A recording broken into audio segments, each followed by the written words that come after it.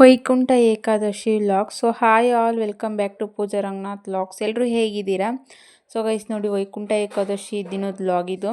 ಲೇಟಾಗಿ ಅಪ್ಲೋಡ್ ಮಾಡ್ತಾ ಇದ್ದೀನಿ. ಯಾಕೆ ಅಂದರೆ ಅದೇ ನಿಮಗೆ ಗೊತ್ತಲ್ಲ. ಯಾಕೆ ಅನ್ನೋದು ರೆಗ್ಯುಲರ್ ಆಗಿ ವಿಡಿಯೋ ನೋಡ್ತಾ ಇರೋರಿಗೆ ಗೊತ್ತಾಗುತ್ತೆ. ಏನಂದರೆ email I D recovery problem ಇದ್ದಿದ್ದರಿಂದ ವೀಡಿಯೋಗಳೆಲ್ಲ ಡಿಲೇ ಆಗ್ತಿದೆ ಅಷ್ಟೇ. ಇನ್ನೊಂದು 2 ಇದೆ ಅಷ್ಟೇ, ಇದು ಇನ್ನೊಂದು 2 ಅಪ್ಲೋಡ್ ಮಾಡಿಬಿಟ್ರೆ ಎಲ್ಲ ಮುಗ್ದೋಗುತ್ತೆ ವೀಡಿಯೋಗಳು. ಮತ್ತು ಹೊಸ್ದಾಗೆ ಮಾಡಿ ಬಿಡಾವೆ ಅಂತವೇ ಇರೋದು. ಸೊ ಅದಕ್ಕೋಸ್ಕರ ಡಿಲೇ ಆಗಿ ಬರ್ತಿದೆ ಅಷ್ಟೇ ವೀಡಿಯೋಗಳು, ಬೇಜಾರು ಮಾಡ್ಕೋಬೇಡಿ. ಹಾಗೆ ನೋಡಿ, ವೈಕುಂಠ ಏಕಾದಶಿ ದಿನದ ವ್ಲಾಗು. 4 ಗಂಟೆಗೆ ಎದ್ದೆ. 4 ಗಂಟೆಗೆ ಎದ್ದು ಒಳಗಡೆ ಎಲ್ಲ ನೆಲ ಎಲ್ಲ ನೆನ್ನೆನೇ ಒರೆಸಿ ಕ್ಲೀನ್ ಮಾಡಿದ್ದೆ. ಆ ಪಾರ್ಕಿಂಗು ಮತ್ತು ಹೊರಗಡೆದೆಲ್ಲ ಕ್ಲೀನ್ ಮಾಡೋಣ ಅಂತ ಕ್ಲೀನ್ ಮಾಡ್ತಾಯಿದ್ದೀನಿ. ನಾನು ಯಾವಾಗೂ ನೆಲ ಒರೆಸ್ಬೇಕಾದ್ರೆ ಒಳಗಡೆ ಆಗಲಿ ಹೊರಗಡೆ ಆಗಲಿ ಸ್ವಲ್ಪ ಗಂಜಲ ಹಾಗೆ ಫ್ಲೋರ್ ಕ್ಲೀನರ್ 2 ಯೂಸ್ ಮಾಡ್ಕೊಂಡು ನೆಲ ಒರೆಸ್ಕೊಳ್ತೀನಿ. ಏನಂದರೆ ನೆಗೆಟಿವ್ ಎನರ್ಜಿ ಎಲ್ಲ ಹೋಗಿ ಪಾಸಿಟಿವ್ ಎನರ್ಜಿ ಬರುತ್ತೆ ಅನ್ನೋದಕ್ಕೋಸ್ಕರ. ಹಾಗೆ ಗೋವು ಹಾಕೋದ್ರಿಂದ ಒಳ್ಳೆ ಪಾಸಿಟಿವ್ ಎನರ್ಜಿ ಬರುತ್ತೆ. ಅದೇನೆಂದರೆ ಗೋವು ಸ್ವಲ್ಪ ಕಲರ್ ಚೇಂಜ್ ಆಗಿದೆ. ಹಳೆ ಜಾಸ್ತಿ ದಿನ ಆಯ್ತು ತಂದಿಕ್ಕಿ ಅಜ್ಜಿ, ಯೂಸ್ ಮಾಡ್ತಾ ಇರ್ತೀನಲ್ಲ ಅದಕ್ಕೋಸ್ಕರ ಕಲರ್ ಚೇಂಜ್ ಆಗಿಬಿಟ್ಟಿದೆ ಅಷ್ಟೇ ಅದು. ಹಾಗೆ ನೋಡಿ, ಸ್ನಾನ ಎಲ್ಲ ಮುಗಿಸ್ಬಿಟ್ಟು ಹೊರಗಡೆ ಎಲ್ಲ ನೀರು ಹಾಕ್ತಾಯಿದ್ದೀನಿ. ಹೊರಗಡೆ ಪಾರ್ಕಿಂಗ್ ಎಲ್ಲ ಕ್ಲೀನ್ ಮಾಡಿದ್ದಾಯ್ತು. ಇದು ಹೊರಗಡೆದು ಎಲ್ಲ ಕ್ಲೀನ್ ಮಾಡಿಕೊಂಡು ನೀರು ಹಾಕ್ಬಿಟ್ಟು ರಂಗೋಲಿ ಎಲ್ಲ ಬಿಟ್ಟು ರೆಡಿ ಮಾಡಿಬಿಟ್ರೆ ಇದೆಲ್ಲ ಕ್ಲೀನ್ ಆಗುತ್ತೆ. ನಾವು ಹೆಣ್ಮಕ್ಳು ಬೆಳಗ್ಗೆ ಎದ್ಮೇಲೆ ಫಸ್ಟು ಹೊರಗಡೆ ಕೆಲಸನೇ ಮುಗಿಸೋದು. ಏನಂದರೆ ಹೊರಗಡೆ ಎಲ್ಲ ಕಸ ಗುಡಿಸಿ ರಂಗೋಲಿ ಹಾಕಿ ಉದಾಸ್ಲಿಗೆಲ್ಲ ನೀರು ಹಾಕಿ ಬಟ್ಟಿಟ್ಟು ಇದೆಲ್ಲ ಫಸ್ಟ್ ಮುಗಿಸ್ಕೊಂಡ್ರೆ ಆಮೇಲೆ ಒಳಗಡೆ ಕೆಲಸ ಮುಗಿಸ್ಕೊಳಕ್ಕೆ ಈಸಿ ಆಗುತ್ತೆ. ರಂಗೋಲಿ ಹೇಗಿದೆ ಅನ್ನೋದನ್ನ ಕಮೆಂಟ್ ಮಾಡಿ. ಚಿಕ್ಕದಾಗೆ ಸಿಂಪಲ್ಲಾಗಿ ಬಿಟ್ಟಿದ್ದು, ಲೋಟಸ್ ಫ್ಲವರ್ ಥರ ಡಿಸೈನ್ ಬರೋ ಥರ ಚಿಕ್ಕದಾಗಿ ಸಿಂಪಲ್ಲಾಗಿ ಬಿಟ್ಟಿದ್ದೀನಿ. ಹಾಗೆ ಉದಾಸ್ಲಿಗೆಲ್ಲ ಬಟ್ಟಿಗೆ ಹೂವು ಎಲ್ಲ ಇಟ್ಬಿಟ್ಟು ಉದಾಸ್ಲತ್ತ ಕೂಡ ರಂಗೋಲಿ ಬಿಟ್ಟು ಮತ್ತು ತುಳಸಿ ಗಿಡಕ್ಕೆ ಹೂವು ಬಟ್ಟು ಎಲ್ಲ ಇಡೋಣ ಅಂತಂದು ತಗೊಂಡೋಗ್ತಾ ಇದ್ದೀನಿ. ಉದಾಸ್ಲಿಗೆ ಬಟ್ಟೆಲ್ಲ ಇಟ್ಮೇಲೆ ಸ್ವಲ್ಪ ರಂಗೋಲಿ ಬಿಟ್ಟರೆ ಅದ್ರ ಲುಕ್ಕೇ ಬೇರೆ ಚೇಂಜ್ ಆಗುತ್ತೆ. ನನಗೆ ರಂಗೋಲಿ ಬಿಟ್ಟರೆ ವಾರದ ದಿನ ಆಗಲಿ ಹಬ್ಬ ಏನಾದರೂ ಇದ್ದರೆ ರಂಗೋಲಿ ಬಿಟ್ಟರೆ ಒಂಥರ ಮನಸ್ಸಿಗೆ ಸಮಾಧಾನ. ಅದಕ್ಕೋಸ್ಕರ ರಂಗೋಲಿ ಎಲ್ಲ ಬಿಟ್ಟು ರೆಡಿ ಮಾಡ್ತೀನಿ. ನನಗೇನು ಅಂದರೆ ದೇವ್ರ ಫೋಟೋಗಾಗಲಿ ಹಾಗೆ ಹೊಸ್ಲತ್ರ ಆಗಲಿ ಎಲ್ಲ ಅಲಂಕಾರ ಮಾಡಿ ಪೂಜೆ ಮಾಡಬೇಕು ಅಂದರೆ ತುಂಬ ಇಷ್ಟ ಆಗುತ್ತೆ. ಹೂವು ಜಾಸ್ತಿ ಇದ್ದರೆ ನನಗೆ ಪೂಜೆ ಮಾಡೋಕ್ಕೆ ಖುಷಿ ಒಂಥರ. ನೋಡಿ, ಪೂಜೆಗೆಲ್ಲ ರೆಡಿ ಮಾಡಿಕೊಂಡು ಇವಾಗ ಪೂಜೆ ಮಾಡ್ತಾಯಿದ್ದೀನಿ. ನೈವೇದ್ಯಕ್ಕೆ ಅಂತಂದು ಸಿಹಿ ಅವಲಕ್ಕಿ ಮಾಡಿದ್ದೆ. ಹಾಗೆ ಬಾಳೆಹಣ್ಣು ಹಣ್ಣಿಗೆ ಇಟ್ಟಿದ್ವಿ, ಹಣ್ಣಾಗಿರಲಿಲ್ಲ ಇನ್ನೂ. ಸ್ವಲ್ಪ ಲೈಟಾಗಿ ಕೆಂಪಗಾಗಿದ್ವು ಅಷ್ಟೇ. ನಮ್ಮ ಮನೆಯವ್ರಿಗೆ ಹೇಳಿದರೆ ತಂದು ಕೊಡೋರು. ನಾನೇನಂದರೆ ಹೆಂಗಿದ್ರು ಬಾಳೆಗೊನೆ ತಂದಿದ್ದಾರಲ್ಲ, ಹಣ್ಣಾಗ್ತಾವೆ ಬಿಡು, ಹಣ್ಣಿಗೆ ಇಟ್ಟಿದ್ದೀವಿ ಅಂತಂದು ಸುಮ್ಮನಾದೆ. ನೋಡಿದ್ರೆ ಹಣ್ಣೇ ಆಗಿರಲಿಲ್ಲ. ಪೂಜೆ ಮುಗಿಸಿ 2 ದಿನ ಆದಮೇಲೆ ಹಣ್ಣಾದವು. ಏನು ಮಾಡೋಕ್ಕಾಗುತ್ತೆ, ಇರೋದನ್ನ ಇಟ್ಟು ಪೂಜೆ ಮಾಡಬೇಕಷ್ಟೇ. Hi all, welcome back to Pooja Ranganath vlogs. So guys, ಎಲ್ಲರೂ ಹೇಗಿದ್ದೀರಾ? ಇವತ್ತು ವೈಕುಂಠ ಏಕಾದಶಿ ಆಗಿದ್ದರಿಂದ 4 ಗಂಟೆಗೆ ಎದ್ದೆ. 4 ಗಂಟೆಗೆ ಎದ್ದು ಸ್ನಾನ ಮಾಡಿಕೊಂಡು ಪೂಜೆಗೆಲ್ಲ ರೆಡಿ ಮಾಡಿ ಪೂಜೆ ಮಾಡಿ ನೋಡಿ, ಪೂಜೆ ಎಲ್ಲ ಆಗಿದೆ. ನೋಡಿ, ಇಷ್ಟೆಲ್ಲ ಪೂಜೆ ಮಾಡೋ ಅಷ್ಟರಲ್ಲಿ ನೋಡಿ ಬೆಳಕಾಗೇ ಹೋಗುತ್ತೆ. ಎಷ್ಟು ಬೇಗ ಮಾಡಬೇಕು ಅಂದ್ರೂ ಲೇಟ್ ಆದೇ ಆಗುತ್ತೆ. ನೋಡಿ ಅದೇ ಎಷ್ಟು ಬೆಳಕಾಗಿದೆ ಅಂತ. ನೋಡಿ, ಇಷ್ಟೊಂದು ಬೆಳಕಾಗಿದೆ ಆಗಲೇ.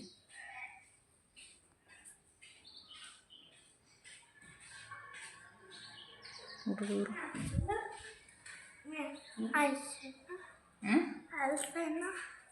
ಹುಡುಗರಿಬ್ರು ಎಲ್ಲರನ್ನೂ ಎಬ್ಬಿಸಿದ್ದೀನಿ. ನೋಡ್ರಿ, ಅಜ್ಜಿರು ಯಾರು ಎದ್ದಿಲ್ಲ, ಇನ್ನೂ ಮೇಲ್ಗಡೆ ಮಲಗಿದ್ದಾರೆ. ನಮ್ಮ ಮನೆಯವ್ರು ಎದ್ದು ನಿದ್ದೆ ಅಂತಂದು ಮೇಲ್ಗಡೆಗೆ ಹೋಗಿದ್ದಾರೆ ಮಲ್ಕೊಳಕ್ಕೆ. ಮತ್ತೆ ನೋಡ್ರಿ, ಹುಡುಗರು ಮಾತ್ರ ಇಬ್ಬರು ಎದ್ದು ಕುಂತಿದ್ದಾರೆ.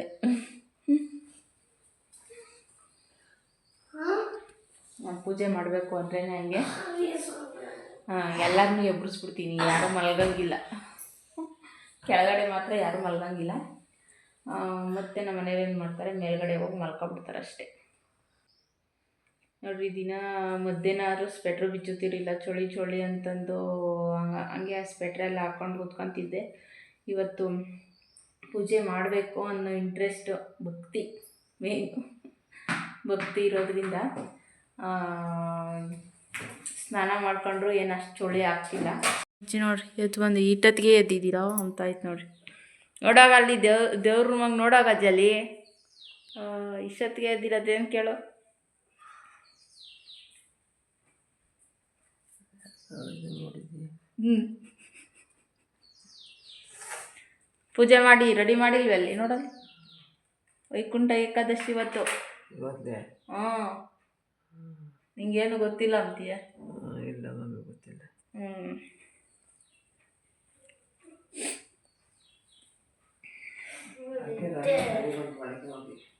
ಎಬ್ರಸ್ ಕಳ್ಸಿದೀನಿ.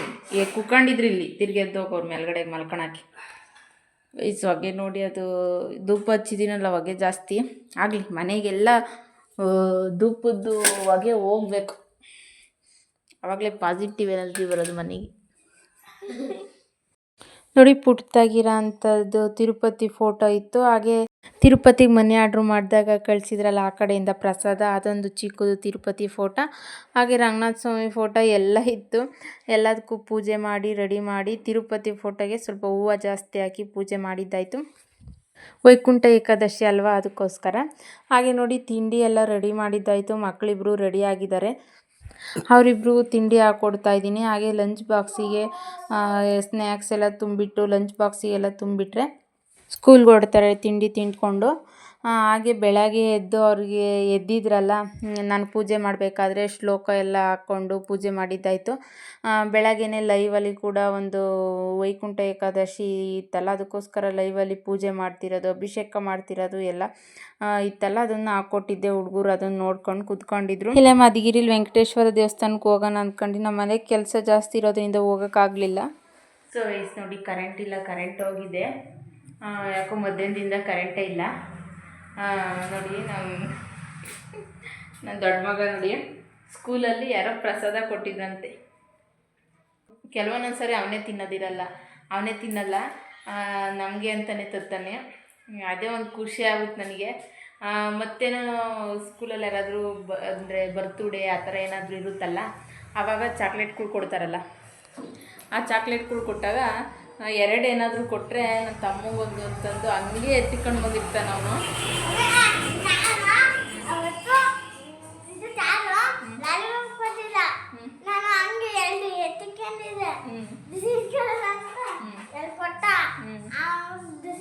ಚಿಕ್ಕವನು ಅಷ್ಟಾಗಿ ಅವನೇನು ಅಷ್ಟು ಇದು ಮಾಡಲ್ಲ, ದೊಡ್ಡನ್ ಜಾಸ್ತಿ. ಅಂದರೆ ಯಾರಾದರೂ ಏನಾದರೂ ಕೊಟ್ಟರೆ ತೊಗೊಂಬರೋದು, ನಮ್ಮ ಮಮ್ಮಿಗೆ ನನ್ನ ತಮ್ಮಂಗೆ ಅಂತ ತಗೊಬರೋದು. ಪ್ರಸಾದ ನೋಡಿ ಇವತ್ತು ಅವನಿಗೆ ಅಂತ ತಿನ್ನೋಕೆ ಕೊಟ್ಟಿರೋದೆ, ಅದರಲ್ಲಿ ಸ್ವಲ್ಪ ಇನ್ನೂ ಇರಿಸ್ಕೊಂಡು ತಂದಿದ್ದಾನೆ. ಅವನಿಷ್ಟೇ ತರಲಿ, ಆದರೆ ಅವನ ಯೋಚನೆ ಇದೆಯಲ್ಲ, ಕೊಟ್ಟು ತಿನ್ನಬೇಕು ಅನ್ನೋ ಯೋಚನೆ ಇದೆಯಲ್ಲ, ಅದಕ್ಕೆ ಖುಷಿ ಆಯ್ತು ನನಗೆ. ಅಂದರೆ ಏನು ದೇವ್ರದಪ್ಪಿ ಪ್ರಸಾದ, ಮೋಸ್ಟ್ಲಿ ಏನೋ ಅಯ್ಯಪ್ಪ ಸ್ವಾಮಿ ಪ್ರಸಾದ ಅನಿಸುತ್ತೆ ನನಗೇನೋ. ಅಯ್ಯಪ್ಪ ಸ್ವಾಮಿ ಪ್ರಸಾದ ಅನಿಸುತ್ತೆ. ಪುರಿ ಥರ ಅಂದರೆ ಕಲ್ಸೆಕ್ರೆ ಅವಲಕ್ಕಿದೆಲ್ಲ ಇರ್ತಲ್ಲ, ಅದೆಲ್ಲ ಸೇರಿಸಿ ಬರುತ್ತಲ್ಲ.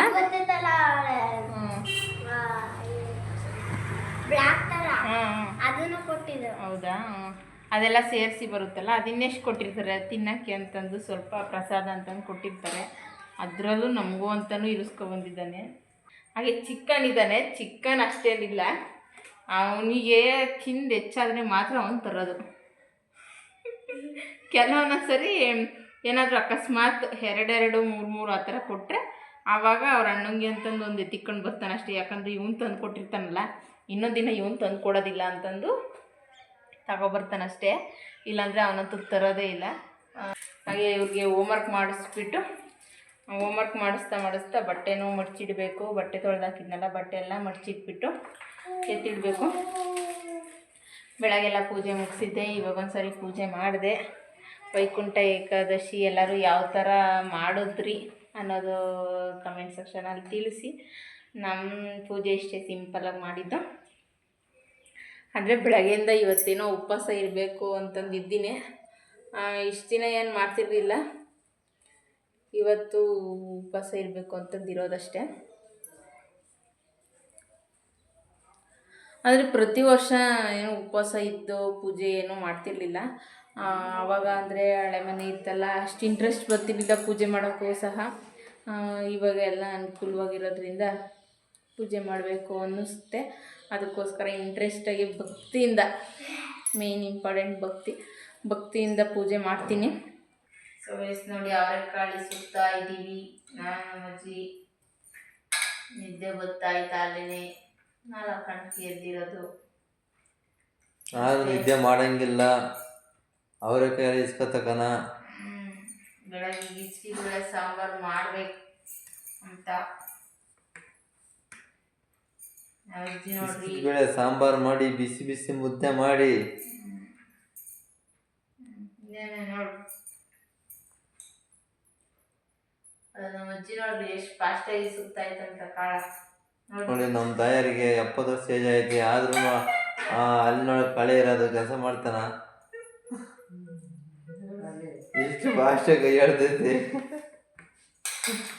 ಜ್ವರ ಹೇಳ್ಬೇಕು ಅಂತೀಯ. ನಮ್ಮ ಅಜ್ಜಿಗೆ ಗಾಯ್ಸ್ ನೋಡಿ, ಅಲ್ಲ ಇಸ್ಕಿದ ಬೇಳೆ ಇಸ್ಕದ್ರೆ ನಾನು ಸ್ಲೋ. ನಮ್ಮ ಅಜ್ಜಿ ಫಾಸ್ಟ್, ಅದಕ್ಕೆ ಒಂದು ಅಂಗಡಿ ಹಾಕೊಡೋದಂತಿದ್ದೀವಿ. ಇಸ್ಕಿದ ಬೇಳೆ ಅಂಗಡಿ ಎಲ್ಲ ವರ್ಕೌಟ್ ಆಗಲ್ಲ. ಅಲ್ಲ ಬಿಸ್ನೆಸ್, ಇಸ್ಕಿದ ಬೇಳೆ ಬಿಸ್ನೆಸ್ ಮಾಡೋದ ನಮ್ಮ ಅಜ್ಜಿಗೆ ಅಂತ. ಬೇಳೆ ಇಸ್ಕೋದು ಮಾರೋದು. ರೈತರು ಇವ್ರಿಗೆ ದುಡ್ಡು ಕೊಡ್ಬೇಕು ಅಂತೇಳಿ ಅವರೇ ಇಸ್ಕೊಂಡು ಹೋಗಿ ಸಾಂಬಾರು ಮಾಡ್ಕೊತಾರೆ.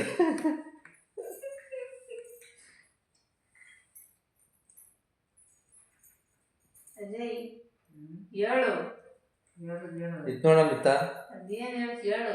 ಒಂಚೂರು ಸ್ಮೈಲ್ ಕೊಡೋಗೆ, ಸ್ಮೈಲ್ ಕೊಡೋದು ಹಂಗೆ ಕ್ಯಾಮ್ರಾಗೆ ಫೋಟೋ ತೆಗಿತಾರೆ. ನಗು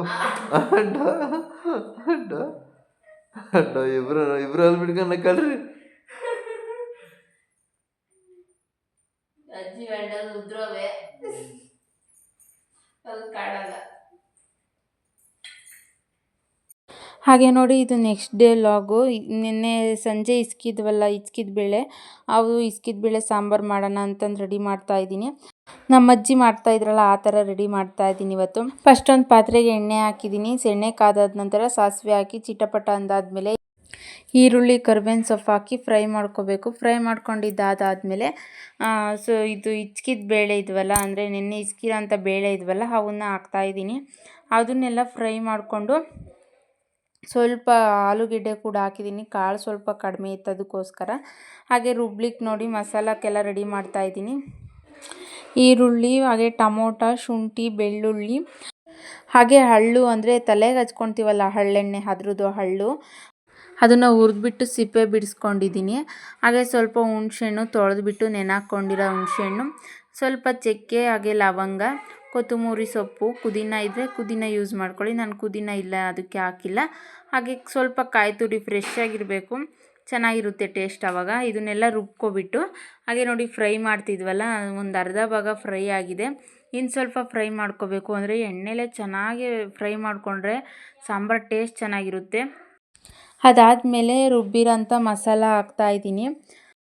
ಹಾಗೆ ಅದ್ರ ಜೊತೆಯಲ್ಲೇ ಮಸಾಲ ಪುಡಿ, ಸ್ವಲ್ಪ ಖಾರದ ಪುಡಿ, ನಿಮ್ಗೆ ಎಷ್ಟು ಖಾರ ಬೇಕೋ ನೋಡ್ಕೊಂಡು ಹಾಕ್ಕೊಳ್ಳಿ, ಖಾರದ ಪುಡಿ, ಹಾಗೆ ಸ್ವಲ್ಪ ಗರಂ ಮಸಾಲ, ರುಚಿಗೆ ತಕ್ಕಷ್ಟು ಉಪ್ಪು, ಹಾಗೆ ಸ್ವಲ್ಪ ಒಂದು ಚಿಟಿಕೆಯಷ್ಟು ಅರಿಶಿನ ಪುಡಿ ಹಾಕ್ಕೊಂಡಿದ್ದೀನಿ. ನೀವು ಅಂದ್ಕೋಬೋದು ಇಚ್ಕಿದ ಬೇಳೆ ಸಾಂಬಾರೇನು ಯಾರಿಗೂ ಮಾಡೋಕ್ಕೆ ಬರೋದಿಲ್ವಾ, ಏನು ಅದನ್ನು ಹೇಳ್ಬೇಕಾ ಅಂತಂದು.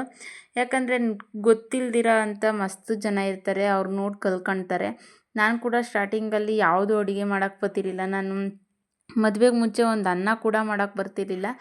ಹಾಗಂತ ರೈಸ್ ಮಾಡೋದು ಕೂಡ ನೀವು ಯೂಟ್ಯೂಬ್ ನೋಡೇ ಕಲ್ತ್ಕೊಂಡ್ರೆ ಅಂತ ಕೇಳೋಕ್ಕೆ ಹೋಗ್ಬೇಡ್ರಿ.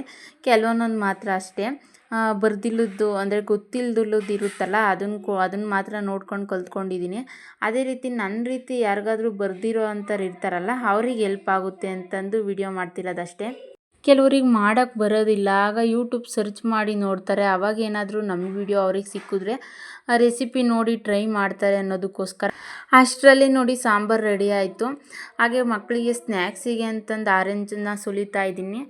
ಇಚ್ಕಿದ ಬೇಳೆ ಸಾಂಬಾರಿಗೆ ಸ್ವಲ್ಪ ಕನ್ಸಿಸ್ಟೆನ್ಸಿ ಸ್ವಲ್ಪ ತೆಳುವಾಗೇ ಇರಬೇಕು, ಯಾಕೆ ಅಂದರೆ ಅದು ಆರಿದ ಮೇಲೆ ಗಟ್ಟಿ ಆಗುತ್ತೆ. ಅದಕ್ಕೋಸ್ಕರ ಸ್ವಲ್ಪ ತೆಳುವಾಗಿ ಮಾಡಿಕೊಂಡ್ರೆ ಚೆನ್ನಾಗಿರುತ್ತೆ. ಜಾಸ್ತಿ ಗಟ್ಟಿ ಆಗಿಬಿಟ್ರೆ ತಿನ್ನೋಕ್ಕೆ ಚೆನ್ನಾಗಿರಲ್ಲ. ಮುದ್ದೆಗೆ ಮಾಡಿದ್ರೆ, ದೋಸೆಗೆ ಚಪಾತಿಗೆ ಆದರೆ ಚೆನ್ನಾಗಿರುತ್ತೆ, ಆದರೆ ಮುದ್ದೆಗೆ ಅನ್ನಕ್ಕೆ ಆದರೆ ಅಷ್ಟು ಚೆನ್ನಾಗಿರಲ್ಲ ಓವರ್ ಗಟ್ಟಿ ಆಗಿಬಿಟ್ರೆ. ಮಕ್ಕಳಿಗೆಲ್ಲ ಸ್ನ್ಯಾಕ್ಸಿಗೆಲ್ಲ ರೆಡಿ ಮಾಡಿಬಿಟ್ಟು ಬಾಕ್ಸಿಗೆ ಹಾಕ್ತಾಯಿದ್ದೀನಿ. ಆಪಲ್ ಹಚ್ಚೋಣ ಅಂತಂದು ತಗೊಂಡ್ರೆ ಅದು ನೋಡಿ ಎಷ್ಟು ಮೇಲ್ಗಡೆ ಎಷ್ಟು ಚೆನ್ನಾಗಿ ಕಾಣಿಸ್ತಿದೆ, ಆದರೆ ಒಳಗಡೆ ಎಲ್ಲ ಕೆಟ್ಟೋಗ್ಬಿಟ್ಟಿದೆ. ಸರಿ ಅಂತಂದು ಆರೆಂಜ್ ಹಾಕ್ತಾಯಿದ್ದೀನಿ. ಅದೇ ಗ್ಯಾಪಲ್ಲಿ ಸಾಂಬಾರು ಕೂಡ ಪೂರ್ತಿ ರೆಡಿ ಆಗಿಬಿಡ್ತು. ಲಾಸ್ಟಲ್ಲಿ ಸ್ವಲ್ಪ ಕೊತ್ತಂಬರಿ ಸೊಪ್ಪು ಕಟ್ ಮಾಡ್ಕೊಂಡ್ಬಿಟ್ಟು ಹಾಕ್ಕೊಂಡ್ರೆ ಹಿಚ್ಕಿದೇಳೆ ಸಾಂಬಾರು ರೆಡಿ ಆಗುತ್ತೆ. ಆಲ್ರೆಡಿ ರೈಸ್ ಮಾಡಿದ್ದೀನಿ. ನಮಗೆ ಮಕ್ಳಿಗೆ ಮಾತ್ರ ದೋಸೆ ಹಾಕ್ಕೊಡ್ತಾ ಇದ್ದೀನಿ. ನಮಗೆ ದೋಸೆನೇ ಬೇಕು ಅಂದರು, ಅದಕ್ಕೋಸ್ಕರ ಅವ್ರಿಗೆ ದೋಸೆ ಹಾಕ್ಕೊಡ್ತಾ ಇದ್ದೀನಿ. ನಮಗೆ ರೈಸ್ ಆಗಿ ಮುದ್ದೆ ಮಾಡ್ಕೊಡ್ತೀನಿ. ಸಾಂಬಾರಿಗೆ ಚೆನ್ನಾಗಿರುತ್ತೆ ಹಿಚ್ಕಿದ ಬೇಳೆ ಸಾಂಬಾರಿಗೆ. ನೋಡಿ, ಇದು ಹಸಿಟ್ಟು ಕಾಲಿಸಿ ಹಾಕ್ತಿರೋ ದೋಸೆ ಎಷ್ಟು ಚೆನ್ನಾಗಿ ಎದ್ದೇಳುತ್ತೆ ಅಂದರೆ ಒಂದು ಸ್ವಲ್ಪ ಹಂಚಿಗೂ ಕೂಡ ಕಚ್ಕೊಳೋದಿಲ್ಲ, ಅಷ್ಟು ಚೆನ್ನಾಗಿ ಎದ್ದೇಳುತ್ತೆ. ಹಾಗೆ ನೋಡಿ, ಮಕ್ಕಳಿಬ್ಬರು ತಿಂಡಿ ತಿಂದೆಲ್ಲ ಮುಗಿಸ್ಕೊಂಡು ರೆಡಿ ಆಗಿಬಿಟ್ಟು ಹೊರಗಡೆ ಆಲೇ ನಿಂತಿದ್ದಾರೆ. ವ್ಯಾನ್ ಬರೋ ಟೈಮ್ ಆತಲ್ಲ, ಅದಕ್ಕೆ ಹೊರಗಡೆ ನಿಂತಿದ್ದಾರೆ. ನೋಡಿ, ಅಜ್ಜಿನೇ ಬಿಟ್ಟು ಬರೋಕ್ಕೆ ಕಳಿಸಿದ್ದೀನಿ ಇವತ್ತು. ನಮ್ಮ ಅಜ್ಜಿ ಅಂತೂ ನಿಂತ್ಕೊಳ್ರೋ ಅಂತ ಓಡ್ತೈತೆ. ಗೊತ್ತೇ ಆಗಲ್ಲ ಪಾಪ, ಡೈಲಿ ನಾನೇ ಹೋಗ್ತೀನಲ್ಲ, ಅದಕ್ಕೆ ಅಜ್ಜಿಗೆ ಗೊತ್ತಾಗೋದಿಲ್ಲ ಅಷ್ಟೇ. ಇವತ್ತಿನ ವಿಡಿಯೋ ಇಷ್ಟೇ. ಲೈಕ್ ಮಾಡಿ, ಸಬ್ಸ್ಕ್ರೈಬ್ ಮಾಡ್ಕೊಳ್ಳಿ. Thank you.